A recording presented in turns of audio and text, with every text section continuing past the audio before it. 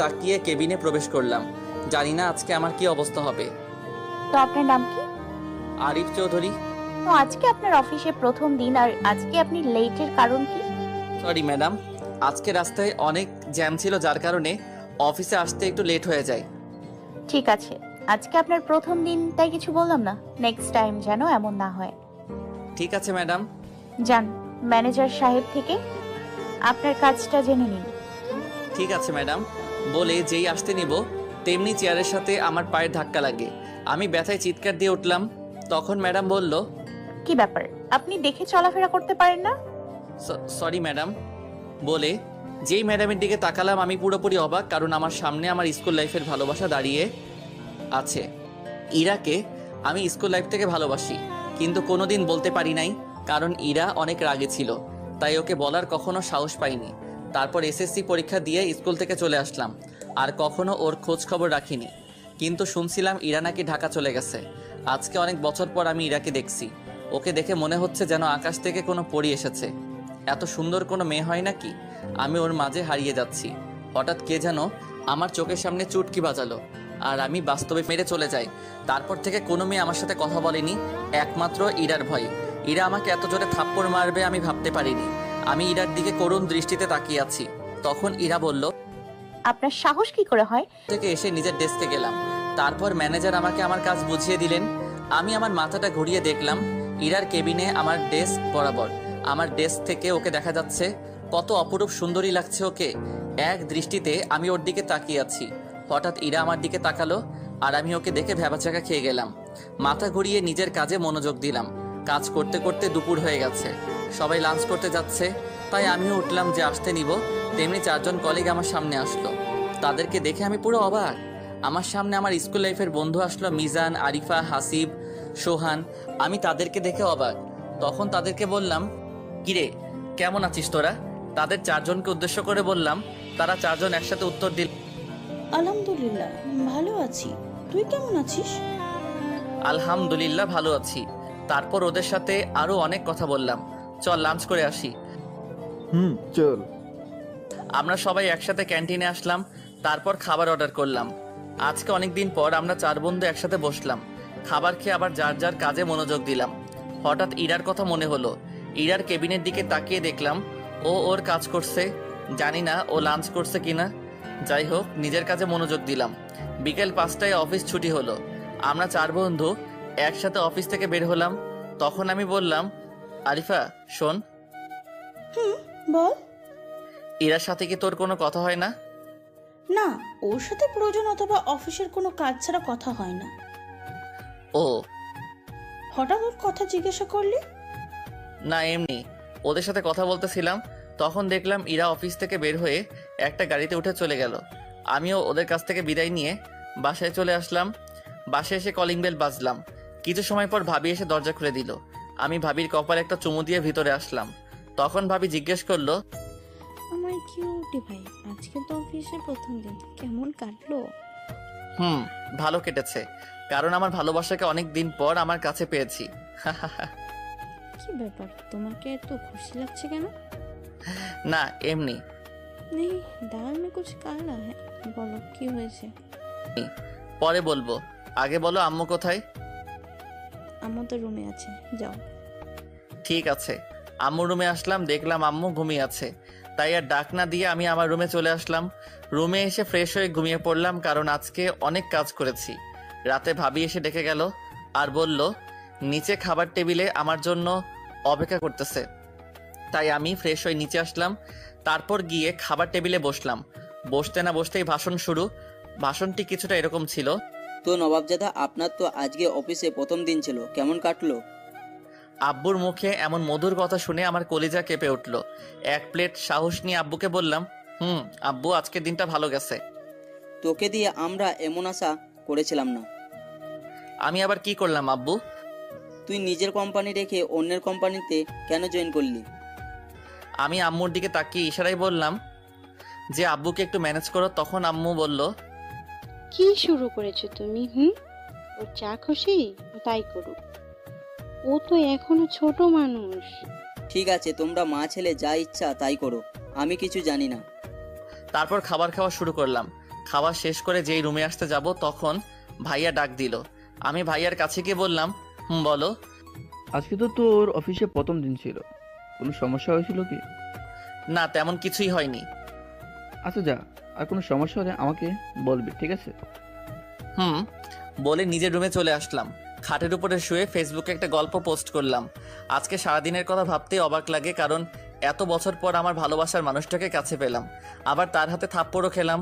হঠাৎ মনে একটা প্রশ্ন জাগলো, যদিও লাইফে কোনো বয়ফ্রেন্ড থাকে তাহলে আমি কি করব? আমি তো ইরাকে আমার জীবন থেকে বেশি ভালোবাসি। উফ, আর নিতে পারতেছি না। পরেরটা পরে দেখা যাবে। এখন ঘুমাতে হবে, কারণ আজকে আমি লেট করে অফিসে গেছি। আমি চাই না কালকেও আমার লেট হোক অফিসে যেতে, তাই ঘুমিয়ে গেলাম ইরাকে নিয়ে কল্পনা করতে করতে। সকালে ভাবি এসে আমাকে ডাকছে। ওই আমার কিউটি ভাই, উঠে পড়ো, সকাল হয়ে গেছে। কি হলো, অফিস যাবে না নাকি? ইরা, আমি তোমাকে অনেক ভালোবাসি, প্লিজ আমাকে ছেড়ে আর যেও না। ঘুমের মধ্যে বিড়বিড় করে কথাগুলো বলছিলাম। ঠিক আছে, তুমি এভাবে উঠবে না। প্রতিদিন তোমাকে যেভাবে তুলি সেভাবেই তুলতে হবে। হঠাৎ আমি চিৎকার দিয়ে উঠলাম, কারণ কে জানি আমাকে পানি দিয়ে ভিজিয়ে আমার আরামের ঘুমটা হারাম করে দিয়েছে। সামনে তাকিয়ে দেখি ভাবি হাতে একটা মগ নিয়ে দাঁড়িয়ে আছে। তখন আমি ভাবিকে বললাম, ভাবি, আজকেও কি তুমি আমাকে ভিজিয়েছো? আমাকে ছাড়া এখানে কি অন্য কাউকে দেখতে পাচ্ছ?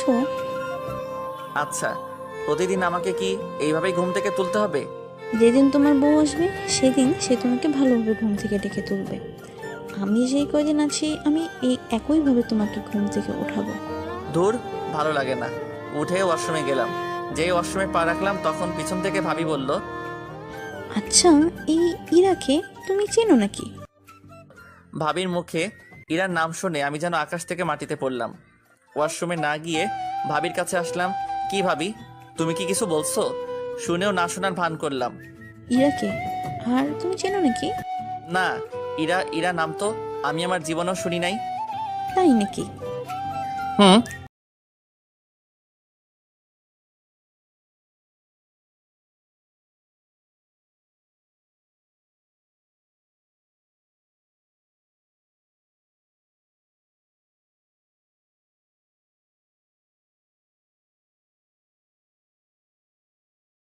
আসলাম, সবার সাথে নাস্তা করে অফিসের জন্য বের হতে যাব, তখন বলল, কি ব্যাপার আরিফ, তুই তোর গাড়ি করে অফিসে যাচ্ছিস কেন? আব্বু, আমি আর কিছুদিন পর থেকে গাড়ি ব্যবহার করব। এখন একটু স্বাভাবিকভাবে চলাফেরা করতে ভালো লাগে। তারপর সবার থেকে বিদায় নিয়ে অফিসে চলে আসলাম। আজকে বাঁচা গেল, কারণ আজকে একটু তাড়াতাড়ি অফিসে আসলাম। একটু পর দেখলাম আমার কলিগ প্লাস বন্ধু সোহান আসতেছে। তখন আমি বললাম, কিরে দোস্ত, কি অবস্থা তোর? ভালো, তোর? ভালো। ওদের তিনজনকে কল করে দেখ ওরা কোথায়। তারপর সোহান ওদের কল করলো। কিছু সময়ের মধ্যে ওরা সবাই এসে পড়লো। চল কফি খেয়ে আসি, এখনো সময় আছে। চল। তারপর আমরা সবাই কফি খেয়ে অফিসে আসলাম এবং যার যার ডেস্কে যেয়ে বসলাম। আজকে আমার পাখিটা এখনো পর্যন্ত আসেনি। আমি আমার কাজে মনোযোগ দিলাম। কিছু সময় পর দেখলাম ইরা অফিসে আসলো আর এসে সোজা তার কেবিনে ঢুকে গেল। আজকে ওকে দেখে মনে হচ্ছে রাতে মনে হয় অনেক কান্না করছে। আমিও আর কোনো কথা না বলে নিজের কাজ করতে লাগলাম। এইভাবে কাজ করতে করতে দুপুর হয়ে গেল। আমরা 5জন মিলে একসাথে ক্যান্টিন থেকে খাবার খেয়ে আসলাম। অফিসে এসে নিজের ডেস্কে বসলাম। ইরার কেবিনের দিকে তাকিয়ে দেখলাম ও নেই। ভাবলাম হয়তো লাঞ্চ করতে গেছে। বিকেল 5টায় অফিস ছুটি হলো। আজকে দুপুরের পর আর ইরার সাথে দেখা হয়নি। তারপর বন্ধুদের কাছ থেকে বিদায় নিয়ে বাসায় চলে আসলাম। বাসায় এসে কলিং বেল চাপ দিতে দরজা খুলে দিল। তারপর বন্ধুদের কাছ থেকে বিদায় নিয়ে বাসায় চলে আসলাম। বাসায় এসে কলিং বেল চাপ দিতে দরজা খুলে দিল। তাকে দেখি ভাবি এসে দরজা খুলে দিল। ভাবি আর আম্মুর সাথে কিছুক্ষণ কথা বলে রুমে এসে ফ্রেশ হয়ে ক্লান্ত লাগতেছিল, তাই ঘুমিয়ে গেলাম। রাতে ভাবি এসে খাবার খেতে ডেকে গেল। ফ্রেশ হয়ে নিচে আসলাম, দেখলাম সবাই আমার জন্য অপেক্ষা করছে, তাই তাড়াতাড়ি খাবার টেবিলে বসে পড়লাম। খাবার খেয়ে রুমে চলে যাচ্ছিলাম, তখন ভাবি ডাকলো। আমি ভাবির কাছে এসে বললাম, বলো কি হয়েছে? মানে তুমি আমাকে কিসের জন্য ডাক দিছো সেটা বলো। সেটা তো বলবো, কিন্তু তোমার কাছে না, তোমার ভাইয়ের কাছে। এই বলে ভাবি চলে গেল আর বলল, তোমার ভাই ছাদে আছে। পেলো কোথায়? ওরা তো এখান থেকে চলে গিয়েছিল অনেক বছর আগে। ভাইয়া অনেকটা অবাক হয়ে এখন আপনাদের বলি যে ভাইয়া ইরাকে চিনে কিভাবে। আমি যেদিন ইরাকে প্রথম দেখেছিলাম ক্লাস 6-এ, সেদিন থেকে আমি ইরাকে ভালোবেসে ফেলি। স্কুল থেকে বাসায় এসে ভাইয়াকে বলি ইরার কথা, কারণ আমি আমার ভাইয়ের কাছে সব কথা শেয়ার করি। ভাইয়ার আর আমার সম্পর্ক ছিল বন্ধুর মতো। আমাদের পরিবারের সবাই চিনে ইরাকে, কারণ ইরা আমাদের বাসায় অনেকবার এসেছিল। তাই আমি ছাদে আসলাম। ভাইয়া আমাকে দেখে আমার কাছে এসে জিজ্ঞেস করলো আমি ইরাকে কোথায় দেখেছি। আমি বললাম, আচ্ছা বলো তো, আমি যে কোম্পানিতে চাকরি করি সেই কোম্পানির নাম কি? তুই ইরা ইন্ডাস্ট্রি এ চাকরি করস, তাতে কি হয়েছে? এই কোম্পানি ইরার আব্বুর। এখন ইরা ওই কোম্পানির এমডি। ওহো, তাহলে তুই এর সাথে কথা বলছিলি? বলেছিলাম। কথা না বলে গণিটা আমাকে থাপ্পড় মারছে।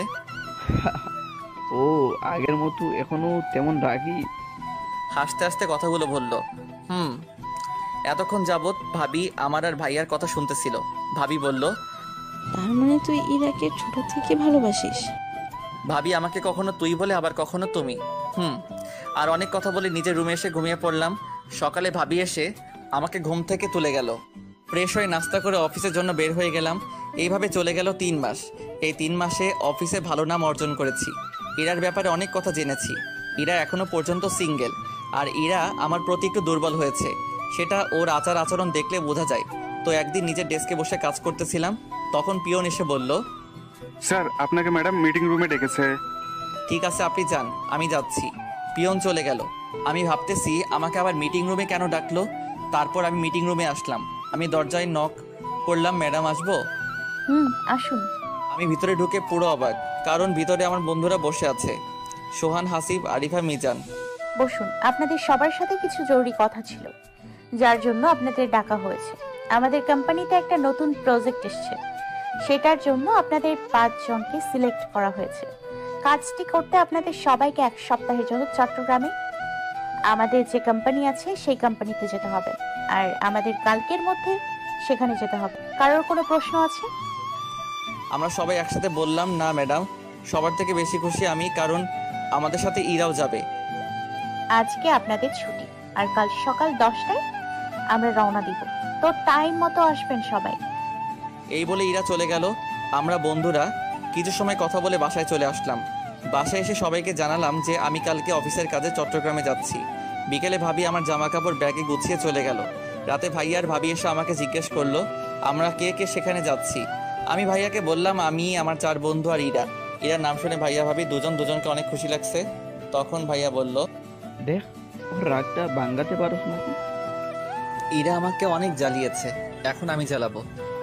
ঠিক আছে, যা ইচ্ছে করিস, কিন্তু মাথার বাইরে কিছু করিস না, কারণ ও অনেক রাগী। তখন ভাবি বলল, এখন নিচে চলো, অনেক রাত হয়েছে, খাবার খেতে চলো, আম্মু আব্বু অপেক্ষা করছে।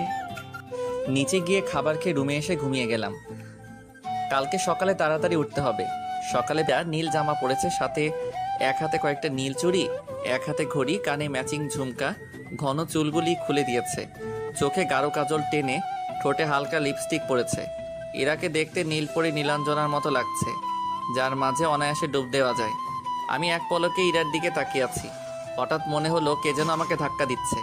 তাকিয়ে দেখে আমার বন্ধুরা। তখন আরিফা বলল, ভাই তুই আজকে কি যাবি, নাকি এখানে হাঁ করে দাঁড়িয়ে থাকবি?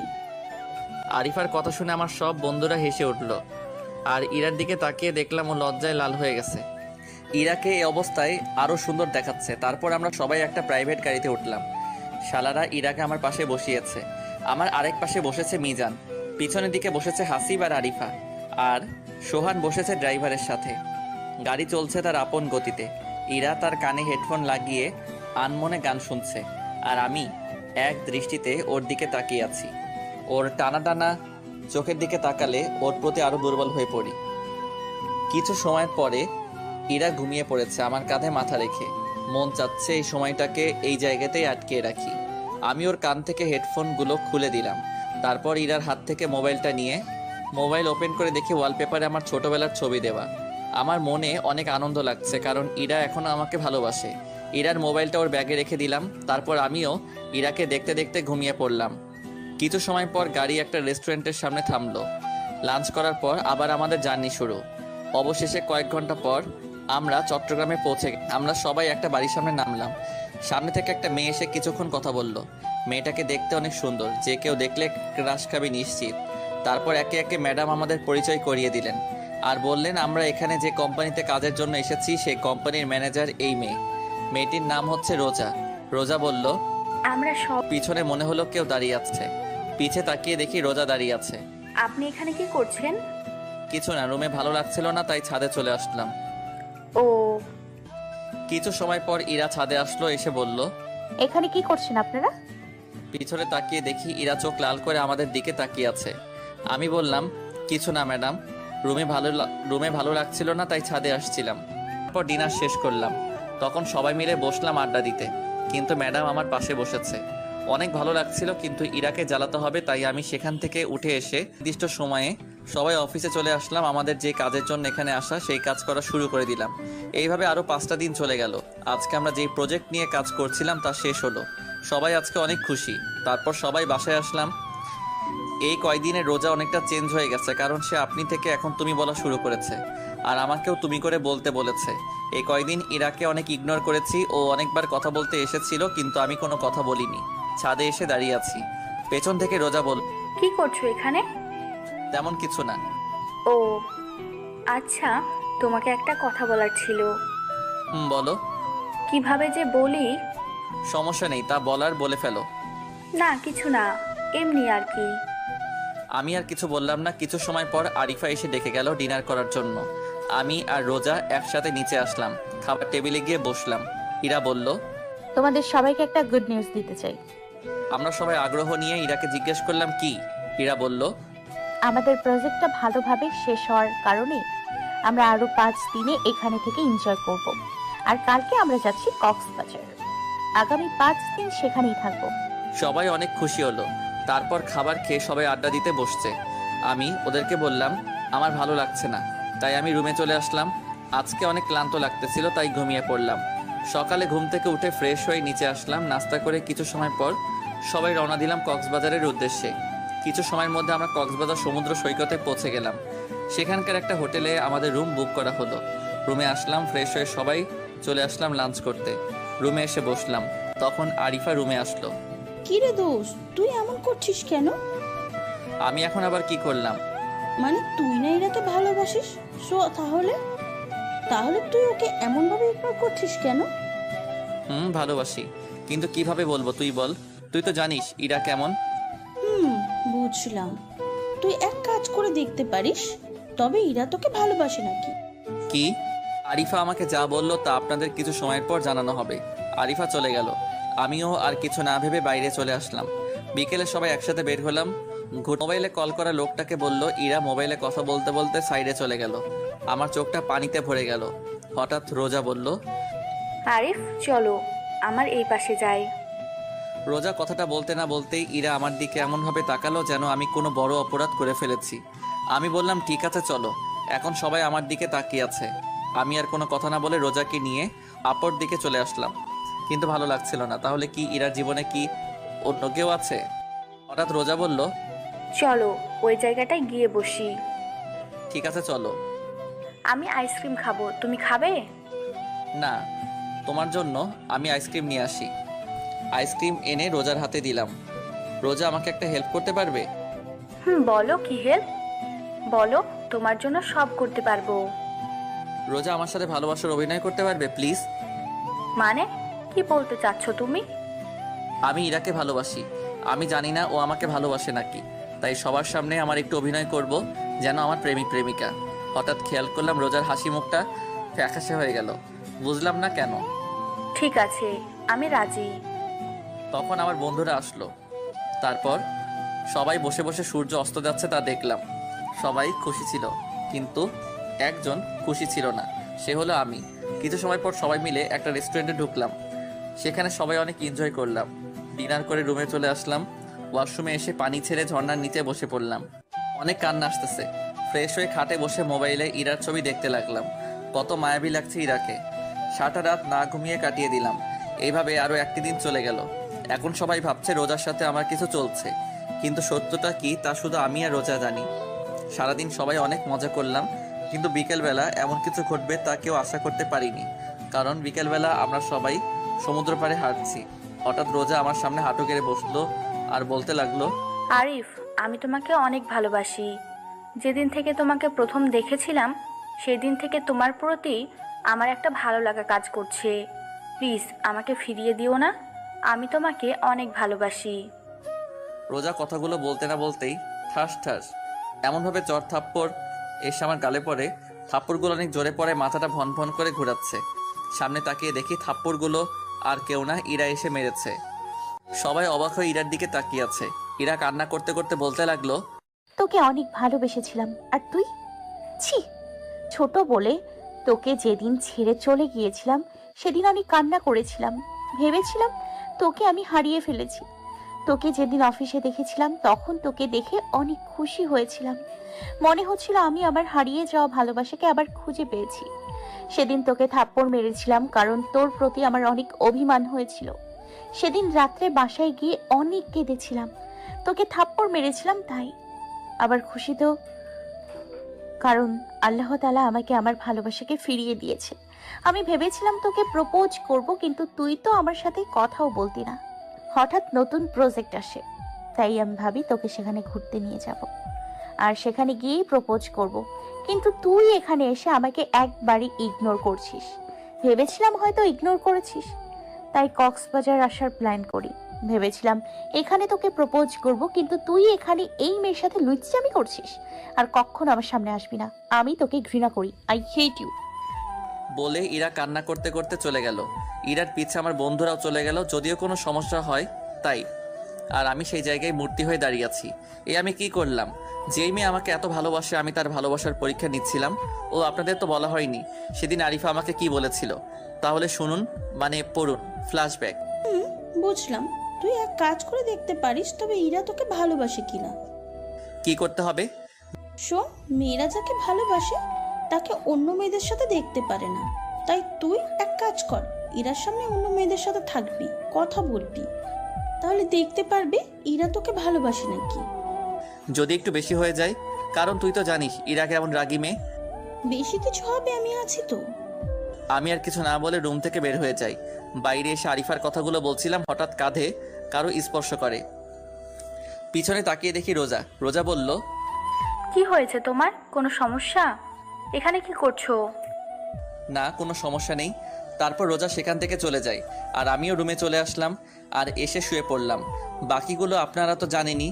সেখানে বসে বসে ভাবছিলাম আমি এটা কি করে ফেললাম, কেন ওর ভালোবাসার পরীক্ষা নিতে গেলাম। মেয়েটা কত ভালোবাসে আমাকে আর আমি তা বুঝতে পারলাম না। অনেক কান্না করলাম, আমার ভুলের কারণে আজকে এমন হলো। অনেক রাতে অনেক লেট করে হোটেলে আসলাম। নিজের রুমে এসে দেখলাম সব বন্ধুরা বসে আছে, ইরা আর রোজা ছাড়া। হঠাৎ ঠাস সোহান আমাকে থাপ্পড় মারলো আর বলতে লাগলো, কেন এমন করছিস ওর সাথে? ও তো স্কুল লাইফ থেকে তোকে ভালোবাসতো, তাই তো ও কোনো মেয়ের সাথে তোকে মিশতে দিত না। তারপরে তুই বুঝলি না? সোহান একসাথে কথাগুলো বলল। আমি সোহানকে জড়িয়ে ধরে বললাম, ভাই বিশ্বাস কর, আমি শুধু ওর মুখ থেকে বের করতে চেয়েছিলাম যে ও আমাকে ভালোবাসে। তুই কি জানিস না মেয়েদের বুক ফাটে কিন্তু মুখ থেকে কথা বের হয় না? সরি দোস্ত, আমি আর এমন করব না। ইরাকে বল না একবার আমার সাথে কথা বলতে। ইরা তো বিকেল থেকে এসে রুমে ঢুকেছে আর বের হয়নি। ওকে অনেক দেখেছি, তবুও কোনো কাজ হয়নি। কথাটা শোনা মাত্র আমি দৌড়ে ইরার রুমের দরজার সামনে দাঁড়িয়ে অনেক ডাকলাম, কিন্তু ও দরজা খুললো না। আমার বন্ধুরা আমাকে ধরে রুমে নিয়ে আসলো। সারাটা রাত না ঘুমিয়ে কাটিয়ে দিলাম আমরা। সকালবেলা এমন কিছু হবে তা আমি ভাবতেই পারিনি। ভোর রাতে ওরা সবাই ঘুমিয়ে যায়। সকালে সবার ঘুম থেকে ওঠার আগে আমি ইরার রুমের সামনে আসলাম। আধা ঘন্টা লাগিয়ে দরজায় লক করলাম। তারপর ইরা এসে দরজা খুলে দিল। ইরাকে দেখে আমার চোখে কান্না এসে পড়লো। ও মনে হয় সারা রাত না ঘুমিয়ে কান্না করতে করতে কাটিয়ে দিয়েছে। চেহারাটা একদম বাজে দেখাচ্ছে, চোখের নিচে কালো দাগ পড়ে গেছে। হঠাৎ আমি ওর হাতের দিকে খেয়াল করলাম, ওর হাতে ওর জামা কাপড়ের ব্যাগ। মনে হচ্ছে ও এখান থেকে চলে যাবে। আমার ভাবনা কাটিয়ে ইরা বলল, একটু সাইড হয়ে দাঁড়ান, আমি বের হব। আমার ওর চলে যাওয়ার কথা শুনে আমার রাগ উঠে গেল। রাগে ওর হাত ধরে রুমের ভিতরে নিয়ে দরজা লাগিয়ে দিলাম। ইরা ভয় চুপসে গেছে, এটা ওর চেহারা দেখে বোঝা যাচ্ছে। কোথায় যেতে চাচ্ছিলে? ইরা নিশ্চুপ, শুধু কান্না করছে। কি হলো, এমন মরা কান্না করছো কেন? কেউ কি মারা গেছে?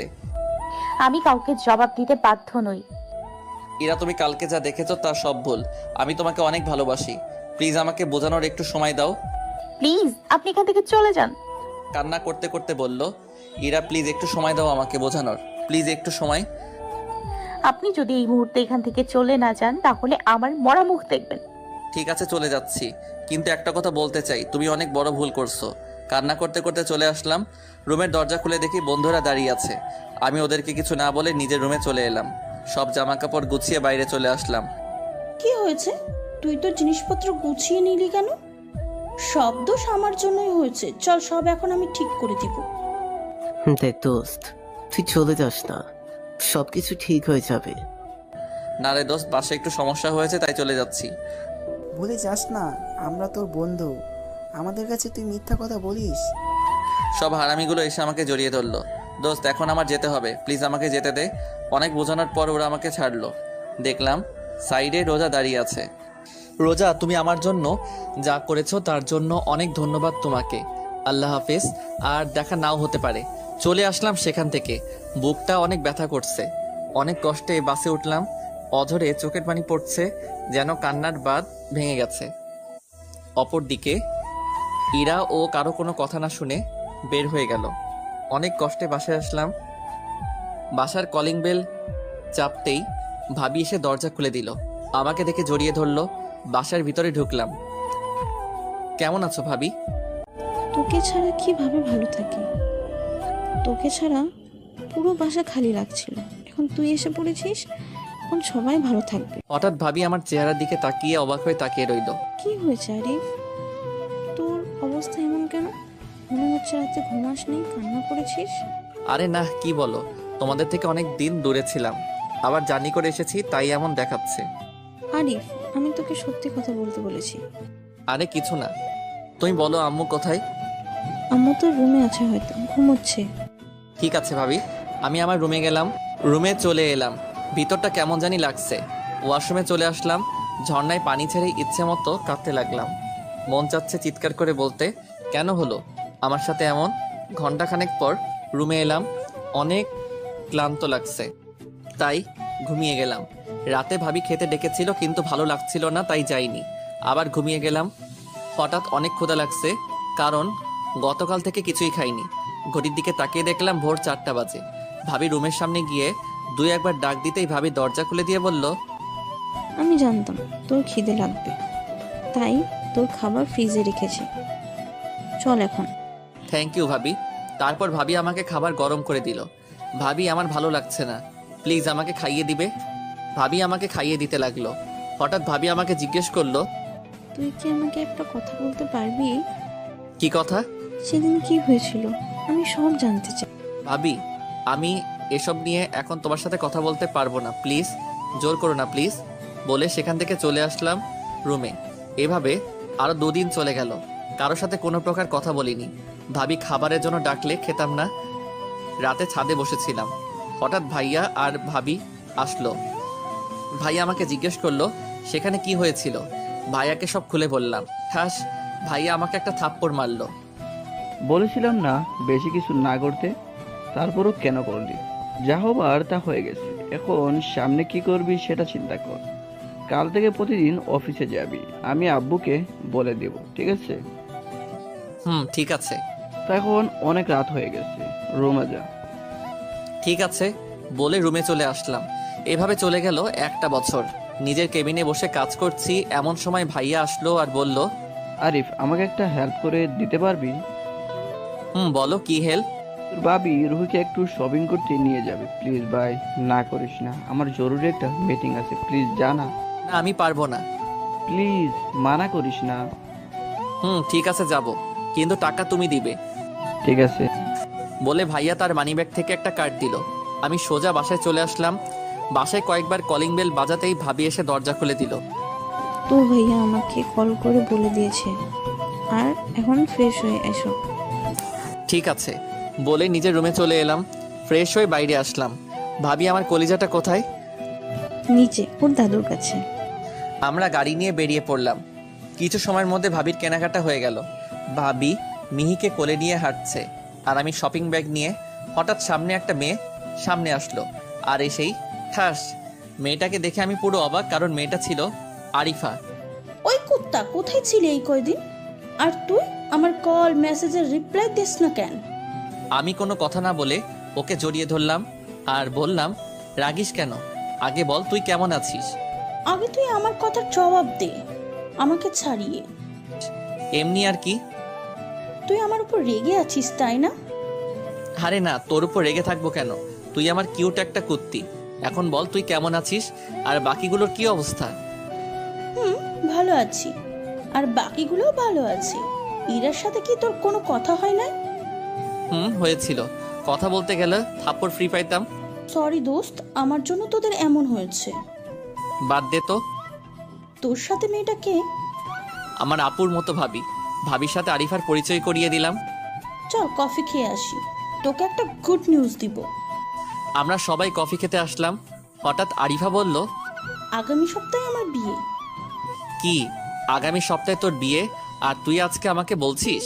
আরিফা আমার কথা শুনে রেগে গিয়ে বলল, আর একবার বললে তোর সব দাঁত ফেলে দিব। তোকে কত কল করেছি, একটা কলও ধরেছিস? এখন আবার বলে আমাকে আগে বলিসনি কেন? আচ্ছা সরি, এখন বল তোর মতো পেতনি কার ঘাড়ে গিয়ে চাপলো? দেখ, আমাকে রাগাস না, ছেলে তোর থেকে বেশি হ্যান্ডসাম। তাই নাকি? তাহলে তো ভালোই। শোন, তুই কিন্তু বিয়ের কিছুদিন আগেই চলে আসবি, না হলে তোর অবস্থা খারাপ করে ফেলবো। আচ্ছা ঠিক আছে, আসবো। আরিফার সাথে আরো কিছু সময় কথা বলে বাসায় চলে আসলাম। ফ্রেশ হয়ে লাঞ্চ করে ঘুমিয়ে পড়লাম। এইভাবে যেতে লাগলো দিন। এর মধ্যে আরিফা আমাকে অনেক কল করেছে। কালকে ওর বিয়ে আর আমি এখনো পর্যন্ত আসিনি। সারাদিন পরে বিকালে রেডি হয়ে বেরিয়ে পড়লাম আরিফার বাসার উদ্দেশ্যে। কিছু সময়ের মধ্যে এসে পড়লাম। আমার বন্ধুরা আমাকে এসে জড়িয়ে ধরলো, কারণ আজকে অনেকদিন পর আবার আমাদের দেখা হয়েছে। আরিফার বাবা মায়ের সাথে কৌশল বিনিময় করলাম। আঙ্কেলের কাছ থেকে জিজ্ঞেস করলাম আরিফা কোথায়। আঙ্কেল বলল, আরিফা ও রুমে। আমি আর আমার বন্ধুরা মিলে আরিফার কাছে গেলাম। আরিফা অনেক সময় লাগিয়ে ঝাড়ি দিল। অনেক কষ্টে ওকে শান্ত করলাম। তারপর আমরা সবাই মিলে অনেক সময় মজা করলাম। কিছু মেয়ে এসে আরিফাকে স্টেজে নিয়ে গেল হলুদ দিতে, আর আমরা 4 বন্ধু মিলে আড্ডা দিচ্ছি। হঠাৎ আমার চোখ এক জায়গায় আটকে গেল। ইরা একটা ছেলের হাত ধরে কথা বলছে। এটা দেখে আমার অনেক রাগ উঠে গেল। হঠাৎ হাসিব বলল, দোস্ত রাগিস না, ওটা আরিফার কাজিন। আমি আর কিছু বললাম না। এভাবে আজকের দিনটা চলে গেল। রাত 10টায় ছাদে গেলাম। গিয়ে দেখি একটা মেয়ে ছাদের এক কোণায় বসে কান্না করছে। মেয়েটার সামনে গিয়ে দেখি এটা ইরা। কি হয়েছে তোমার, কান্না করছো কেন? আমার কথা শুনে ইরা কেঁপে উঠল। ইরা কিছু না বলে আমার পাশ কাটিয়ে চলে যেতে লাগলো। আমি ইরার হাত ধরে ফেললাম। তোমার সাথে আমার কিছু কথা আছে। আপনার কথা শোনার মতো আমার কাছে সময় নেই। ইরাকে একটা হ্যাচকা টান দিয়ে আমার সামনে আনলাম। আমি বললাম, না, আমার তোমার সাথে জরুরি কথা আছে। আপনার মতো বাজে ছেলের কথা শোনার মতো আমার সময় নেই। ঠাস, আজকে অনেকদিন পর তৃপ্তি পেলাম ইরাকে থাপ্পড় মেরে। এখন চুপচাপ আমার কথা শুনবি। তার আগে যেন তোর মুখ থেকে কোনো শব্দ যেন না আসে।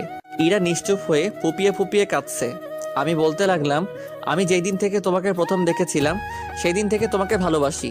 তোমাকে অনেকবার বলতে চেয়েছি, কিন্তু তোমার এই রাগের ভয়ে আর বলতে পারিনি। আমি আমাদের অফিসে না গিয়ে তোমার অফিসে কেন জয়েন করেছি জানো? শুধু তোমার জন্য।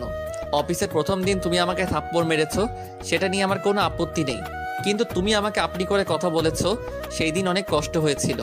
অনেকদিন তোমাকে আমি আমার মনের কথা বলতে চেয়েছি, কিন্তু কোনোদিন সে সাহস হয়নি। যেই দিন ভেবেছি আজকে তোমাকে আমার মনের কথা বলবো, সেই দিন তুমি ফোনে কার সাথে যেন কথা বললে, আর আমার কথাটা পর্যন্ত শুনোনি। তাই আমি রোজা আরিফা একটা প্ল্যান করি যে তুমি আমাকে ভালোবাসো নাকি না। তুমি সেই দিন আমার কোনো কথা শুনলে না। তুমি তোমার কথাতেই আটকে ছিলে, আর আমাকে তোমার সামনে থেকে চলে যেতে বললে। এই একটা বছর অনেক কষ্টে কাটিয়েছি। অনেকবার তোমার সাথে কথা বলতে এসেছিলাম, কিন্তু প্রতিবারই তুমি আমাকে অপমান করে তাড়িয়ে দিয়েছো। আর না, আমি এত বেহায়া হয়ে যাইনি, এখনো তোমার অপমান সহ্য করব। ভালো থেকো, আর কোনোদিন তোমার সামনে আসবো না বলে চলে আসলাম। ইরা বসে কান্না করতে লাগলো। আমি রুমে এসে ঘুমিয়ে পড়লাম। সকালে ফ্রেশ হয়ে নাস্তা করে ছাদে বসে বন্ধুদের সাথে আড্ডা দিচ্ছিলাম। এমন সময় আরিফার সাথে 4 জন মেয়ে আসলো। আরিফা আমাদের তাদের সাথে পরিচয় করিয়ে দিল। আরিফা চলে গেল। আমরা সবাই মিলে আড্ডা দিচ্ছিলাম। হঠাৎ ছাদের বিপরীত পাশে তাকিয়ে দেখলাম ইরা আমাদের দিকে রাগী দৃষ্টিতে তাকিয়ে আছে। আমি ওকে দেখেও না দেখার ভান করে আড্ডা দিতে লাগলাম। অনেক সময় আড্ডা দেওয়ার পরে রুমে চলে আসলাম। রুমে এসে ফ্রেশ হয়ে দেখি বাইরে বের হয়ে আসলাম। এর মধ্যে শুনি বর চলে এসেছে। আমি আর আমার বন্ধুরা মিলে একটা প্ল্যান করলাম বরকে একটু ভয় দেখানোর। আমরা 4 জন মিলে বরের সামনে গেলাম। বরের সামনে আমি বন্ধুদের উদ্দেশ্য করে বললাম, ওই তোরা ওকে সাইডে নিয়ে আস, আজকে ওকে মেরে ওর লাশ নদীতে ফেলে দিব। ও আমার ভালোবাসাকে বিয়ে করতে এসেছে। ভাইয়া আপনারা কারা আর আমার সাথে এমন করছে? ওর স্বামীকে উদ্দেশ্য করে বলল, ওরা যদি তোমাকে কিছু বলে থাকে তাহলে আমি ওদের হয়ে তোমার কাছে মাপ চাচ্ছি। আমরা আরিফা আর ওর বরের সাথে ওর কিছু সময় ফাইজলামি করলাম। কিছু সময়ের মধ্যেই আরিফার বিয়ে হয়ে গেল। আজকে অনেকবার ইরা কথা বলতে এসেছিল, কিন্তু ওর উপর একটু বেশি রাগ হয়ে গেছে, তাই কোনো কথা বলিনি। সবার থেকে বিদায় নিয়ে বাসায় চলে আসলাম। বাসায় এসে ফ্রেশ হয়ে সবার সাথে কিছু সময় কথা বলে খাবার খেয়ে ঘুমিয়ে পড়লাম। সকালে ঘুম থেকে উঠে ফ্রেশ হয়ে নিচে গিয়ে দেখি সবাই কি নিয়ে যেন কথা বলছে। আমাকে দেখে সবাই চুপ হয়ে গেল। আমি আর কিছু না বলে খাবার খেতে লাগলাম। হঠাৎ ভাইয়া বলল, আরিফ আজকে বিকালে তুই মালয়েশিয়া যাচ্ছিস? আমি ভাইয়ার কথা শুনে ভাইয়ার দিকে তাকিয়ে রইলাম। মালয়েশিয়ায় আমাদের যে অফিসে আছে সেখানে কিছু সমস্যা দেখা দিয়েছে, তাই আমাদের মধ্যে কাউকে সেখানে যেতে হবে। কিন্তু আমি কেন? কারণ আমার একটা জরুরি মিটিং আছে, আর আব্বুর বয়স হয়েছে, তাই আব্বুও যেতে পারবে না, তাই তোকে যেতে হবে। ঠিক আছে, আমি যাব, কিন্তু কয়েকদিনের জন্য যেতে হবে। 4 দিনও লাগতে পারে, আবার 5 দিনও। আর আজকে বিকাল 5টায় তোর ফ্লাইট। আচ্ছা ঠিক আছে। খাবার শেষ করে রুমে চলে এলাম। ভাবি আমার জামা কাপড় ব্যাগে গুছিয়ে দিচ্ছে, আর আমি বসে পাবজি খেলছি। এইভাবে কিছু সময় চলে গেল। দুপুরে লাঞ্চ করে সবার থেকে বিদায় নিয়ে আমি আর ভাইয়া এয়ারপোর্টের উদ্দেশ্যে রওনা দিলাম। অবশেষে ফ্লাইটে উঠলাম। ফ্লাইট টেক অফ করলো মালয়েশিয়ার উদ্দেশ্যে। অবশেষে চলে আসলাম মালয়েশিয়ায়। অফিসের ম্যানেজার আমাকে নিতে আসলো। এইভাবে চলে গেল 3টা দিন। কালকে বাংলাদেশে আবার চলে যাব। রাতে ডিনার করে ঘুমিয়ে পড়লাম। সকালে উঠে ফ্রেশ হয়ে লাঞ্চ করে এয়ারপোর্টের উদ্দেশ্যে রওনা দিলাম। কিছু সময়ের মধ্যেই বাংলাদেশে পৌঁছে গেলাম। এয়ারপোর্ট থেকে বের হয়ে দেখি আমার পরিবারের কেউ নেই। হঠাৎ ড্রাইভার আমার সামনে এসে বলল, চলেন স্যার। স্যার কলিং বেল বাজাতেই ভাবি এসে দরজা খুলে দিল। কেমন আছো ভাবি? ভালো, তুই কেমন আছিস? ভালো। আচ্ছা ভাবি, আজকে কি বাসায় কোনো অনুষ্ঠান আছে? আম্মু আব্বুর কাছে জিজ্ঞেস করলে জানতে পারবে। আব্বু আম্মু কোথায়? তারা তাদের রুমে আছে। মিয়ার কোনো কথা না বলে আব্বু আম্মুর রুমে চলে এলাম। আমার মনে একটা খটকা লেগে আছে। রুমে গিয়ে দেখি আব্বু আম্মু ভাইয়া বসে আছে, কি নিয়ে যেন কথা বলছিল। আমাকে দেখে সবাই চুপ হয়ে গেল। রুমে ঢোকা মাত্র ভাইয়া জিজ্ঞেস করলো, আজ থেকে কোনো সমস্যা হয়েছে? না। হঠাৎ আব্বু বলল, আরে বস, তোর সাথে কিছু কথা আছে। আব্বু ফ্রেশ হয়ে আসি, তারপরে কথা বলি। আমি বলছি না এখন তোর সাথে কিছু কথা আছে? আম্মুর পাশে গিয়ে বসলাম। হঠাৎ আব্বু এমন কথা বলবে সেটা আমি ভাবতেই পারিনি। আজকে রাতে তোমার বিয়ে, সবাইকে ইনভাইট করা হয়ে গেছে। কি? ঠিক শুনেছেন, আজকে তোমার বিয়ে। আমি আম্মুর দিকে তাকালাম। আম্মু কিছু বলছে না। আমি ভাইয়ার দিকে তাকালাম, দেখি ভাইয়াও কিছু বলছে না। ভাইয়া তো জানতো যে আমি একজনকে ভালোবাসি, এখন আবার আরেকজনকে কিভাবে বিয়ে করব। আব্বু আবার বলল, পালিয়ে যাওয়ার চেষ্টা করবে না। কি বলবো কোনো ভাষা খুঁজে পাচ্ছি না। আবুলের মতো সবার দিকে তাকিয়ে আছি। কিছু না বলে রুমে চলে আসলাম। আমার পিছনে ভাইয়া আর ভাবিও আসলো। ভাইয়া, আব্বু তা বলেছে, তা কি সত্যি? কার সাথে আমার বিয়ে ঠিক করা হয়েছে? আব্বু থেকে তাড়াতাড়ি মোবাইল বের করে ইরাকে ফোন করলাম, কিন্তু ফোন বন্ধ। বন্ধুদেরও ফোন দিলাম, ওদের ফোনও বন্ধ। শালারা আজকে মনে হয় মরে গেছে। ওয়াশরুমে চলে আসলাম। ঝর্ণায় পানি ছেড়ে ঝর্ণার নিচে বসে পড়লাম। ঘন্টা খানেক পরে রুমে আসলাম। মনে একটা খটকা লেগে আছে, আর সেটা হলো সবাই আমার থেকে কিছু একটা লুকানোর চেষ্টা করছে। নিচে চলে আসলাম। আম্মু খাবার দিল, খাবার খেয়ে রুমে চলে এলাম। আর কিছু না ভেবে ঘুমিয়ে পড়লাম। হঠাৎ কারো চিল্লাচিল্লির আওয়াজে আমার ঘুম ভেঙে গেল। তাকিয়ে দেখে আমার হারামি বন্ধুরা আমার রুমে আড্ডা দিচ্ছে। আমি হালকা পাতলা টাস্কি খেয়ে গেলাম, কারণ সব হারামিগুলো আমার রুমে বসে আছে আর আমাকে ডাক দেয়নি। আমি কিছু না বলে ওয়াশরুমে আসলাম, একটু ফ্রেশ হয়ে রুমে আসলাম। আরিফা বলল, দোস্ত তুই বিয়ে করছিস ট্রিট দে। ট্রিট লাগবো? যে আমার বাপের কাছ থেকে ট্রিট নে। কেন, বিয়ে করেছিস তুই, আর ট্রিট দিব আঙ্কেল। মানে রেডি হতে। অবশেষে ইসলামিক নিয়ম মেনে আমার বিয়েটা হয়ে গেল। ভিতরে কেমন যেন একটা খালি খালি লাগছে। কারোর সাথে কোনো কথা না বলে ছাদে চলে আসলাম। ছাদে দাঁড়িয়ে আছি, পেছনে আমার বন্ধুরাও আসলো, আর শালারা কি নিয়ে যেন হাসাহাসি করছে।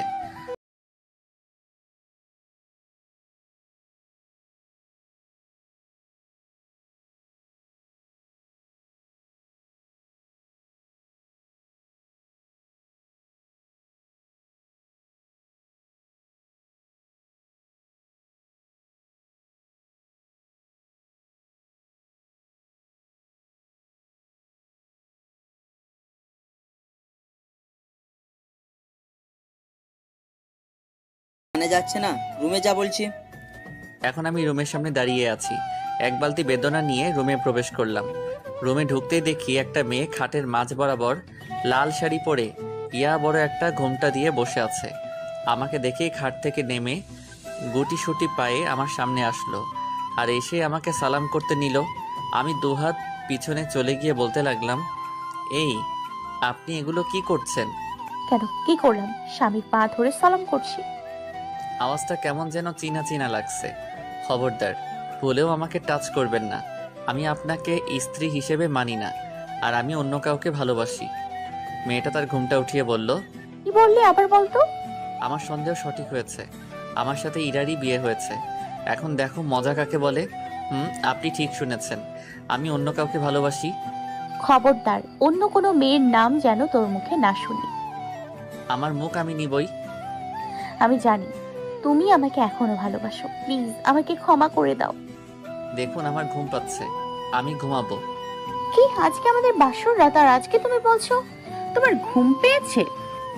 আমি কোনো কথা না বলে খাটে একপাশে শুয়ে পড়লাম। ইরা আমার সামনে এসে বলল, আচ্ছা, আমার একটা কথার উত্তর দিবা? কি? তুমি আমাকে দেখে কি অবাক হও নাই? নিশ্চয়। কি হলো বলো? জানতো কানের সামনে ঘ্যান ঘ্যান কইরেন না। ইরা আর কিছু না বলে ব্যালকনিতে চলে গেল। আমি আর কিছু না বলে ঘুমিয়ে পড়লাম। হঠাৎ বুকে ভারী কিছু একটা অনুভব করলাম। চোখ খুলে তাকিয়ে দেখি ইরা আমার বুকে গুটি-সুটি মেরে ঘুমাচ্ছে। ওর চেহারা দেখে বোঝা যাচ্ছে ও কান্না করেছে। ও আপনাদের তো বলা হয়নি, আমি জানলাম কেমনে যে ইরাই আমার বউ? তাহলে শুনুন, মানে দেখুন, আমি সন্দেহ এক। আমি যেদিন মালয়েশিয়া থেকে বাড়িতে এসেছিলাম, আম্মুর রুমে ঢুকতেই শুনি তারা ইরাকে নিয়ে কথা বলছে, আর আমাকে দেখে চুপ হয়ে যায়। সন্দেহ দুই, ভাইয়া ভাবি ইরাকে নিয়ে কোনো কথা বলেনি, যেন তারা চিনেই না ইরাকে। সন্দেহ তিন, আমি ইরাকে কল করলাম কিন্তু ও ফোন ধরেনি। পরে সব বন্ধুদের কল করলাম, ওদের ফোন বন্ধ দেখাচ্ছে। তখন আরেক সন্দেহ হয়েছে যে কিছু তো একটা প্ল্যানিং করেছে সবাই মিলে। আর তখন বিয়ে হয় ইরার বাবা মাকে দেখে কনফার্ম মেয়ে আমার বিয়ে ইরার সাথেই হয়েছে। আমি এখনো ইরাকে আমার জীবন থেকে বেশি ভালোবাসি। আর 2 দিন পর ইরার বার্থডে, তাই ভাবলাম এই 2 দিন ইরার সাথেও বাকি সবার সাথে একটু মজা নেই। ইরার জন্য অনেক বড় একটা সারপ্রাইজ আছে, যেটা ওর বার্থডের দিন দিব। ইরাকে জড়িয়ে ধরে ঘুমিয়ে পড়লাম। সকালে ইরার আগে আমার ঘুম ভেঙে গেল। দেখলাম ইরা এখনো আমার বুকে বাচ্চা মেয়ের মতো ঘুমাচ্ছে। ওর চেহারায় কিছু চুল এসে পড়েছে, তাই ওর চুলগুলো ঠিক করে দেই। হঠাৎ ইরা জেগে গেল আর আমি চোখ বন্ধ করে নিলাম। মনে হয় আমাকে দেখে ফেলেছে। পরে দেখি হঠাৎ ইরা আমার ঠোঁটে কিস করলো। এই মায়ের কি কোনো লজ্জা শরম নাই? ইরা আমি জানি তুমি আমাকে অনেক অনেক ভালোবাসো, আর আমিও তোমাকে অনেক ভালোবাসি। এই বলে ইরা আমার কপালে একটা চুমু দিয়ে ওয়াশরুমে চলে গেল, আর আমি ওর কাণ্ড দেখে হাসছি। আবার ঘুমিয়ে পড়লাম, কারণ আমি এত সকালবেলা ঘুম থেকে উঠি না। হঠাৎ আমার মুখে পানির ফোঁটা আসছে। চোখ খুলে তাকিয়ে দেখি ইরা আমার মুখে বরাবর ওর ভেজা চুলগুলো দিয়ে আমার চেহারায় পানি দিচ্ছে। অনেক রোমান্টিক একটা ফিলিংস কাজ করছে। আমি ইরার দিকে এক দৃষ্টিতে তাকিয়ে আছি, আর ইরা আমার দিকে তাকিয়ে আছে। হঠাৎ দরজায় নক পড়তেই আমাদের দুজনের ঘোর কেটে গেল। আমি কিছু না বলে ইরাকে সরিয়ে ওয়াশরুমে চলে গেলাম, আর ইরা গিয়ে দরজা খুলে দিল। আমি ফ্রেশ হয়ে ওয়াশরুম থেকে বের হয়ে দেখি ইরা খাটে বসে আছে। আমি কিছু না বলে নিচে চলে আসলাম। ইরা কিছু বলতে চেয়েছিল, কিন্তু আমি না শুনে বের হয়ে গেলাম। নিচে এসে দেখি সবাই খাবার টেবিলে বসে আছে। আমি গিয়ে খাবার টেবিলে বসে পড়লাম। বসতেই আব্বু বলল, বৌমা কই? ওকে সাথে করে নিয়ে আসলি না কেন? আমি কিছু বললাম না, চুপচাপ খেতে লাগলাম। ইরা এসে আমার পাশে বসে পড়ল। হঠাৎ ভাবি জিজ্ঞেস করলো, ইরা, রাত কেমন গেল? ইরা কিছু না বলে একটা শুকনা হাসি দিল। আমি খাবার খেয়ে যেই উঠতে যাব, তখন আব্বু বলল, আজকে তোমাকে আর বৌমাকে তাদের বাসা থেকে নিয়ে আসবে, তাই রেডি থেকো। আমি কোনো কথা না বলে রুমে চলে গেলাম। খাটে শুয়ে মোবাইল চালাচ্ছি। কিছু সময় পর ইরা আসলো। ও আমার সামনে এসে কোনো কথা না বলে আমার বুকের উপর শুয়ে পড়ল। কি ব্যাপার, আপনি আমার বুকের উপর শুয়ে পড়লেন কেন? এটা আমার স্বামীর বুক, আমার মন যখন চায়, যেভাবে চায়, যা চায় তাই করব। আপনার কি? হ্যাঁ, নয় হ্যাঁ। এটা আমার বউ। আর কিছু বলতে পারলাম না, তার আগেই ইরা আমার আর ওর ঠোঁট জোড়া এক করে দিল। কিছু সময় কিস করার পর ইরা আমার ঠোঁটে একটা কামড় দিল, আর আমি হালকা একটা চিৎকার দিয়ে উঠলাম। ইরাকে সরিয়ে ঠোঁটে হাত দিয়ে দেখি রক্ত বের হচ্ছে। ইরা রক্ত দেখে আমার সামনে চলে এসে কান্না করে বলতে লাগলো, সরি সরি, প্লিজ আমাকে মাফ করে দাও, বেশি জোরে কামড় দিতে চাইনি। কান্না করতে করতে বলল। আমি কিছু না বলে ওয়াশরুমে চলে গেলাম। আয়নায় তাকিয়ে দেখি বেশি কাটে নাই, অল্প একটু কেটেছে। ওয়াশরুম থেকে বের হয়ে দেখি ইরা রুমে নাই, তাই আমি বেলকনিতে গিয়ে বসে মোবাইল চালাতে লাগলাম। ইরা রুমে আসলো, আমাকে দেখতে না পেয়ে বেলকনিতে আসলো। আমি বুঝলাম ইরা এসেছে, তাই মোবাইলটা কানে দিয়ে আবল তাবল বলতে লাগলাম, জান কি করতেছো? আরে না, কাল রাতে আমাদের মধ্যে কিছুই হয়নি। মোবাইলটা বের করে খুব যত্নে মোবাইলটাকে ফ্লোরে মেরে টুকরো টুকরো করে ফেলে, আর কিছু না বলে কান্না করতে করতে চলে গেল। আমি মাথায় হাত দিয়ে ফ্লোরে বসে বলতে লাগলাম, ইন্না লিল্লাহি ওয়া ইন্না ইলাইহি রাজিউন। আমার এত স্বাদের মোবাইলটা একটু মজার কারণে টুকরো টুকরো হয়ে গেল। কিছু সময় নীরবতা পালন করে বেলকনিতেই বসে রইলাম। হঠাৎ নিচে থেকে অনেক আওয়াজ আসছে, তাই নিচে চলে এলাম। নিচে এসে দেখি শ্বশুরবাড়ির লোকজন এসেছে। সবার সাথে কৌশল বিনিময় করে আমার রুমে চলে এলাম। রুমে এসে বসে আছি, এমন সময় ইরার কাজিনরা আসলো। আসতে পারি দুলা ভাই? আসো। ভাইয়া, আপনি কি কোনো কাজ করছেন নাকি? মানে আমরা কি আপনাকে ডিস্টার্ব করলাম নাকি? না, আমি জাস্ট ফেসবুক চালাচ্ছিলাম। তখন দরজার দিকে তাকিয়ে দেখি ইরা দরজার কাছে লুকিয়ে আমাদের কথা শুনছে। তাই আমি ইরাকে রাগানোর জন্য বললাম, বিয়ের সময় তোমরা কোথায় ছিলে? আগে জানলে তো ইরাকে বিয়ে না করে তোমাদের দুইজন থেকে যেই কোনো একজনকে বিয়ে করতাম। বেশ কাম হয়ে গেছে। ইরা তো তেলে বেগুনে জ্বলে উঠল, কিছু না বলে চলে গেল। আর এই দিকে ওরা দুজন শরমে একেবারে লাল হয়ে হয়েছে। আর তোমাদের শরম পেতে হবে না। ওদের সাথে কথা বলতে লাগলাম। হঠাৎ ইরা একটা ট্রেতে কফি নিয়ে আসলো। ওদের দুজনকে কফি দিয়ে আমাকে কফি দিল। আমি কফি যেই মুখে দিলাম তেমনি ও মা গো! আমার চিৎকার দেওয়ার কারণ হচ্ছে ইরা আমাকে যে কফিটা দিয়েছে সেটা লবণ দিয়ে বানানো হয়েছে আর অনেক গরম, যার কারণে মুখে দিতেই কাটা জায়গায় লেগেছে। আর আমার অবস্থা টাইট। আমার চিৎকার শুনে ওরা তিনজন কেঁপে উঠল। ইরার দিকে তাকিয়ে দেখি ও মুচকি হাসছে। আমার আর বুঝতে বাকি রইল না যে এটা ইরা ইচ্ছে করে করেছে। আমি হাত দিয়ে ইশারায় মারিয়া আর রূপাকে বাইরে যেতে বললাম। ওরা বাইরে চলে গেল। আমি দরজা আটকিয়ে ইরার দিকে এগোতে লাগলাম, আর ও ভয়ে পিছনের দিকে যেতে লাগলো। একসময় ইরা পিছনের দিকে যেতে যেতে দেয়ালের সাথে লেগে যায়। আমি ইরার একেবারে কাছে চলে গেলাম। ইরার গরম নিঃশ্বাস আমার মুখের উপর পড়ছে। আমি কিছু না বলে ইরার কপালে প্রায় 5 মিনিট পরে ইরাকে ছাড়লাম। আমরা দুজনেই হাঁপাচ্ছি। ইরা কিছু বলছে না, ও লজ্জায় লাল হয়ে যাচ্ছে। আমি ওকে রাগানোর জন্য বললাম, ভাববেন না আমি আপনাকে ভালোবাসি। আমি জাস্ট আপনাকে শাস্তি দিলাম আমাকে খারাপ কফি দেওয়ার জন্য। ব্যাস, কাজ হয়ে গেছে। ইরা তো তেলে বেগুনে জ্বলে উঠল। ওর চোখ মুখ রাগে লাল হয়ে গেল। আমি সোজা ওয়াশরুমে চলে গেলাম। কিছু সময়ের মধ্যে গোসল করে রুমে আসলাম। দেখলাম ইরা রুমে নেই। আমি মোবাইলটা হাতে নিয়ে বেলকনিতে গিয়ে বসে গল্প লিখছি। ঘন্টাখানেক পরে আমি রুমে আসলাম। রুমে এসে আমি পুরো অবাক। কথা বলার ভাষা হারিয়ে ফেলেছি। আমার পা যেন স্থির হয়ে গেছে, নড়তে পারছি না, কারণ ইরা তার জামা চেঞ্জ করছে। হঠাৎ আমাকেও দেখে যেই চিৎকার দিতে যাবে, আমি কোনোভাবে দৌড় দিয়ে ইরার মুখে হাত দিয়ে রাখলাম। এটা আবার কোন ভাষা বুঝি না, বাংলায় বলো। আমি ইরার মুখ থেকে হাত সরাতেই শুরু হলো এক অন্যরকম ভাষণ। কুত্তা, সুরের রাম, ছাগল, লুচ্চা। এই চুপ, এত গালি দেশ কেন? তুই এখানে আসলি কেন? তুই দেখোস নাই আমি জামা কাপড় চেঞ্জ করছি? রেগে আগুন হয়ে গেছে। আমি কি জানতাম নাকি তুই জামা কাপড় চেঞ্জ করছিস? তুই রুমে আসলি কেন? আমি তো রুমেই ছিলাম, মানে বেলকনি। আমি ইরার দিকে তাকাতেই এক অন্যরকম ফিলিংস কাজ করছে। ইরা ওর দিকে তাকিয়ে বলল, আজকে তোকে মেরে ফেলবো। আমি কোনো কথা না বলে এক দৌড়ে রুম থেকে বের হয়ে গেলাম। আর ইরা আমাকে রুম থেকে অনেক সুন্দরভাবে আমার বংশ উদ্ধার করেছে। আমি নিচে এসে সবার সাথে কথা বলছি। কিছু সময় পর ইরা নিচে আসলো। ও আমার দিকে পুরো রাগী লুক নিয়ে তাকিয়ে আছে, আর আমি ওকে দেখে আবার ক্রাশ খেলাম। কারণ ইরা একটা নীল রঙের শাড়ি পরেছে আর শাড়ির সাথে সবকিছু ম্যাচিং করে পরেছে। ওকে পুরো নীল পরীর মতো লাগছে সবার কাছ থেকে। তাই সবাইকে বললাম, তোমরা ফুচকা খাবে নাকি? রূপা আর মারিয়া রাজি হয়ে গেল, কিন্তু যার জন্য বললাম সে কিছুই বলল না। আমি বললাম, ওখানে অনেক সুন্দর সুন্দর মেয়ে বসে আছে, আসো আমরা যাই। আমার কথা শুনে ইরা রাগী চোখে আমার দিকে তাকালো। আমি মনে মনে বললাম, ডোজ কাম করছে। গাড়ি থেকে নেমে পিছনের দিকে তাকিয়ে দেখি ইরাও গাড়ি থেকে নামছে। আমি একটা মুচকি হাসি দিলাম।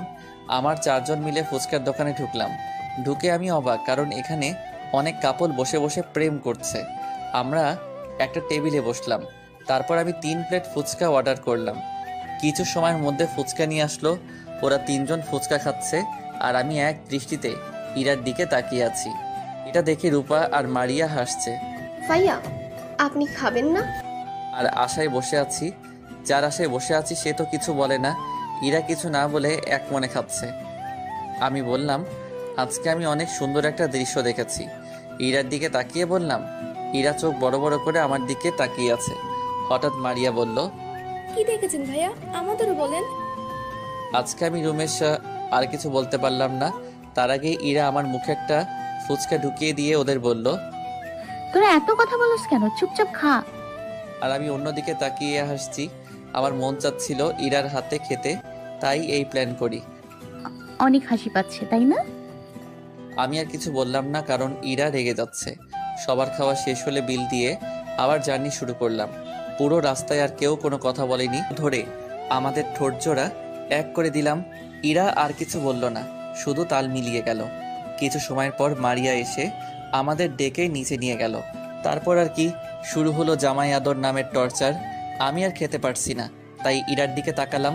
কিন্তু এ কি, এই মাইয়ার তো কোনো খেয়ালই নেই, এক মনে খেয়ে যাচ্ছে। আমি ইরাকে অনেকভাবে ইশারা করলাম, কিন্তু সে আমার দিকে তাকাই না। তাই বাধ্য হয়ে মারিয়াকে বললাম, জানো মারিয়া, আজকে আমি আর ইরা অনেক সুন্দর একটা দৃশ্য দেখেছি, তাই না ইরা? আমার কথা শুনে ইরার খাবার আটকে গেল গলায়। পানি খেয়ে বলল, আম্মু, ও আর খেতে পারবে না, ওকে অনেক টর্চার করেছো। আমি ইরার দিকে তাকিয়ে একটা হাসি দিলাম, কারণ ডোজ কাজ করেছে। অতঃপর আমাকে টর্চার করা শেষ হলো। হঠাৎ মারিয়া বলল, ভাই তুমি কি যেন দেখেছো, বললে না যে? সবাই আগ্রহ নিয়ে আমার দিকে তাকিয়ে আছে। আজকে আরে কিছু না, উনি এমনি বলছেন। আমি ইরার দিকে তাকিয়ে মুচকি হেসে রুমে চলে এলাম। এভাবেই সারাদিন চলে গেল। রাতে আমি রুমে বসেছিলাম, এমন সময় ইরা আসলো। এসে আমার সামনে এসে দাঁড়িয়ে আছে। আমি কিছু না বলে ওয়াশরুমে চলে গেলাম। ওয়াশরুমে গিয়ে ভাবতে লাগলাম, হঠাৎ ওর আবার কি হলো, আর ও বিকেলে কোথায় গিয়েছিল। কিছু সময় পর রুমে আসলাম। রুমে এসে দেখি ইরা খাটে বসে আছে আর ওর হাতে একটা নতুন মোবাইল। আমাকে দেখেই ইরা আমার সামনে এসে বলল, এই নাও, এটা তোমার জন্য। আমার সামনে মোবাইলটা দিয়ে? কেন? তোমার মোবাইলটা তো আমি ভেঙে দিয়েছিলাম, তাই এটা তোমার জন্য কিনে এনেছি। আপনার মোবাইল আমার লাগবো না। ওই কি করলি তুই? দেখ ভালো মতো বলতেছি, মোবাইলটা নিয়ে, না হলে মায়ের একটাও নিচে পড়বে না। কত সুন্দর থ্রেড, কি আর করার, মোবাইলটা নিতে হলো। মোবাইলটা অনেক সুন্দর। হঠাৎ ইরা আমাকে দেয়ালের সাথে চেপে ধরে বলল, কত সুন্দর থ্রেড, কি আর করার, মোবাইলটা নিতে হলো। মোবাইলটা অনেক সুন্দর। হঠাৎ ইরা আমাকে দেয়ালের সাথে চেপে ধরে বলল, আর কোনো দিন যেন তোমাকে অন্য কোনো মেয়ের সাথে কথা বলতে না দেখি। এমন যে মনে রাখতে হবে? না, তেমন কিছু না, আমার ঘুম পাচ্ছে, আমি ঘুমোতে গেলাম। ওর হাসি মুখটা মুহূর্তেই ফ্যাকাশে হয়ে গেল। ইরা উঠে চলে গেল আর আমি ওখানেই বসে রইলাম। বুঝলাম যে ইরা কষ্ট পেয়েছে। কিছু সময় পর ইরা যখন ঘুমিয়ে গেল, তখন ভাইয়াকে কল করলাম। কল রিসিভ করলো। হ্যালো ভাইয়া। কেমন আছিস তোরা? ভালো আছি। তুই কিসের জন্য কল করা? বেশি কিছু না, একটা ছোটখাটো হেল্প লাগবে। কি হেল্প? কালকের পরের দিন ইরার বার্থডে। আচ্ছা ঠিক আছে, আর কিছু বলতে হবে না, সবাই জন্য আমি করছি, তুই নিশ্চিন্তে থাক। ভাই, আরেকটা কথা আছে। বল। ইরা যেন এই ব্যাপারে কিছু না জানে। আচ্ছা ঠিক আছে। ভাইয়া, আরেকটা কথা। আবার কি? I love you. হয়েছে, আর পাম মারতে হবে না।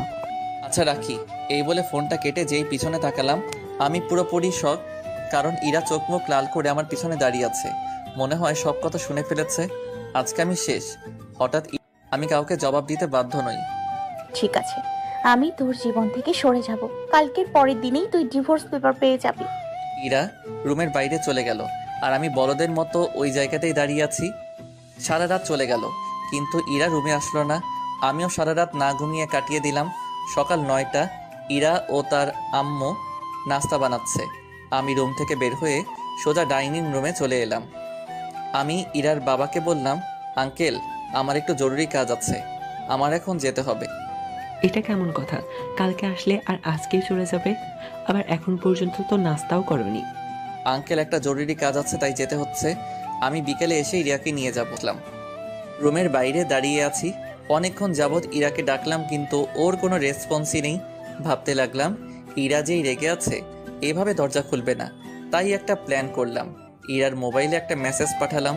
মেসেজ পাঠানোর 2 মিনিট পরে ইরা দরজা খুলে দিল। ডোজ কাজ করেছে। মেসেজটিতে লেখা ছিল, তুমি যদি দরজা না খুলো তাহলে আমি এখান থেকে চলে যাব, আর কখনো আসবো না। ইরা দরজা খুলে দিয়ে আবার খাটে বসে মরা কান্না শুরু করে দিয়েছে। ওকে দেখে বোঝা যাচ্ছে ও এত সময় কান্না করছিল। ইরা নীরবে কান্না করেই যাচ্ছে। আমি গিয়ে খাটে বসলাম। কেউ কি মারা গেছে? ব্যাস, কাজ শেষ।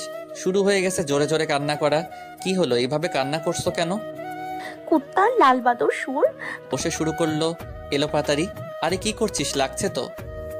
আজকে তোকে আমি মেরে ফেলবো। তুই কোন ডাইনির সাথে ছিলে বল? মারতে মারতে বলল, ঠিক আছে বলবো, এখন বাইরে যাব, চল। আমি তোর সাথে কোথাও যাব না। মায়ের থামিয়ে বলল, ঠিক আছে, তোর যাওয়া লাগবে, কিন্তু কিন্তু কি?